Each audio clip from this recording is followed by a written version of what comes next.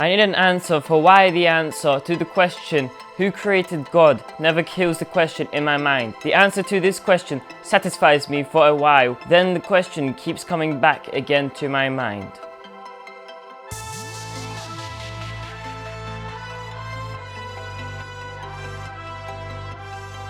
If we say that everything has a source, and that this source itself has a source, and if we keep up this pattern, each source consecutively coming from a previous source, then the pattern would carry on perpetually. Therefore, logically, this pattern must come to an end, or rather to a beginning. It must reach a source that has no source. And that is what we call the primary source. The primary source must have existed before the beginning of time. Because if it came into existence after the beginning of time, then that source itself must have had a beginning. That is, something must have preceded its existence. But rather, the primary source must have preceded time and accordingly space as well. Without the sun, the moon, the planets, and the stars, there would be no night or day. There would be no hours or months. So there would be no time. Therefore, time and space must have come into existence simultaneously. And that is what science has proven, that the Big Bang simultaneously gave rise to space and time. Therefore,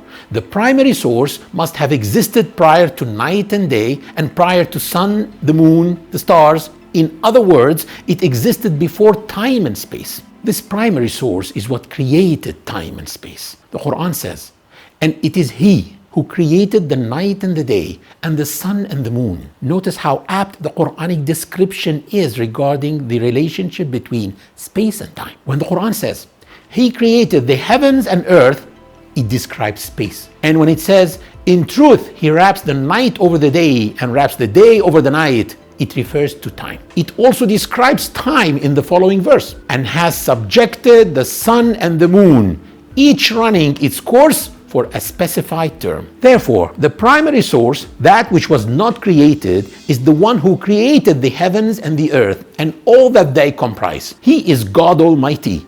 If we ask, who is the creator of time? Because He created the sun and the moon and the stars, we say it's God. If we ask, who is the creator of all that which the heavens and earth comprise, it is God. If we ask, who is the first, the origin, again, it is God. Can we then ask, after all this, who created God? The answer is no, because He is the one who has created, yet Himself was not created. If we say, who created Him, then He is reduced to a creation and is therefore not God. We must understand that there is a difference between the primary event and the primary cause. The primary event, according to science, is the Big Bang, but the primary cause is the one who caused the Big Bang. The primary cause is the one who caused the primary event, and that is God. Classical philosophers assigned certain characteristics to that cause, the primary cause. They said that it must have preceded time, space, and energy in existence. Therefore, nature cannot possibly be the creator of the universe because nature itself is time, space, and energy. Therefore, the cause must have existed before the nature because it existed before time, space, and energy. It must consequently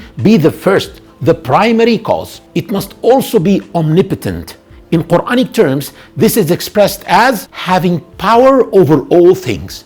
Philosophers also said that it must be capable of making decisions in order to have made the decision to start creation from nothing. They also said that it must have foresight and must be omniscient. In Quranic terms, this is expressed as He has perfect knowledge of all things. And they said that it must be one, because if this cause is perfect, then it should not need any help.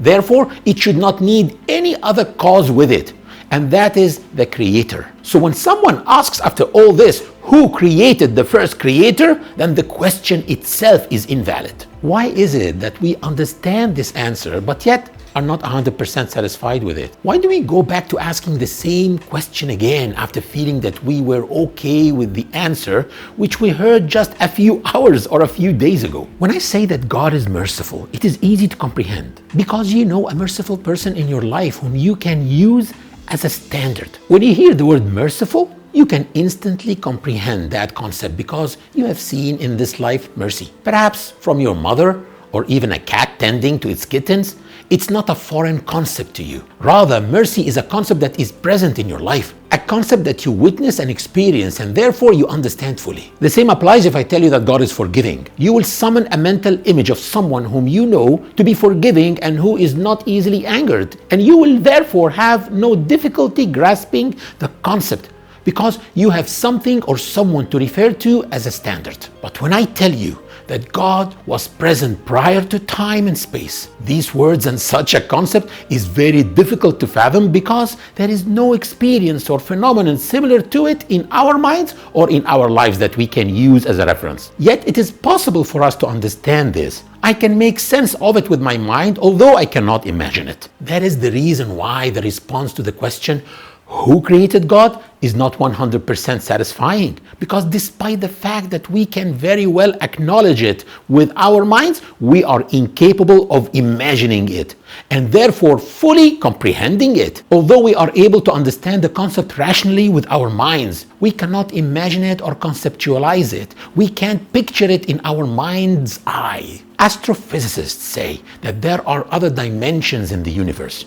According to the M theory, there are about 11 dimensions, and although scientists believe in these other dimensions, they cannot imagine what a 5 or 10-dimension world will look or be like. Their imagination cannot fulfill what their minds understand. In order to clarify the difficulty in imagining something that one has not witnessed or experienced before, I would like to give the example of a fetus inside its mother's womb. Let's assume that a mere 2 days prior to its birth, we were able to somehow communicate with it and tell it that within a few days it will come out of this amniotic fluid that it's been floating in for the past 9 months, and that it will gain nourishment by eating from its mouth rather than through the umbilical cord that it has been using for the past 9 months, and that it will meet a wonderful creature who's going to take care of it, someone called mom. It will not believe any of this. Why?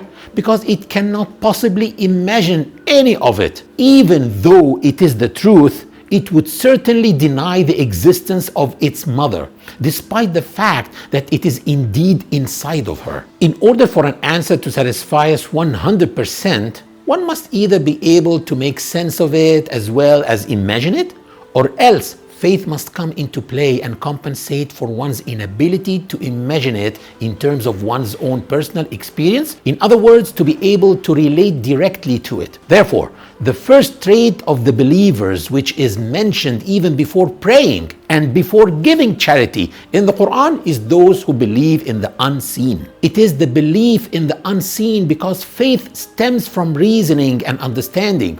It's not blind faith. As for blind faith, which is not neither founded on judgment nor on imagination, we cannot accept it. An example of blind faith that is neither founded on judgment nor on imagination is the belief that the universe stemmed from nothing without a creator. This is the religion of atheists. But this belief merely stands to counter the existence of God. That is what cannot be accepted because it is a blind, unfounded faith. Our faith, on the other hand, stems from reasoning which establishes the existence of God, as we will demonstrate in the coming episodes, God willing.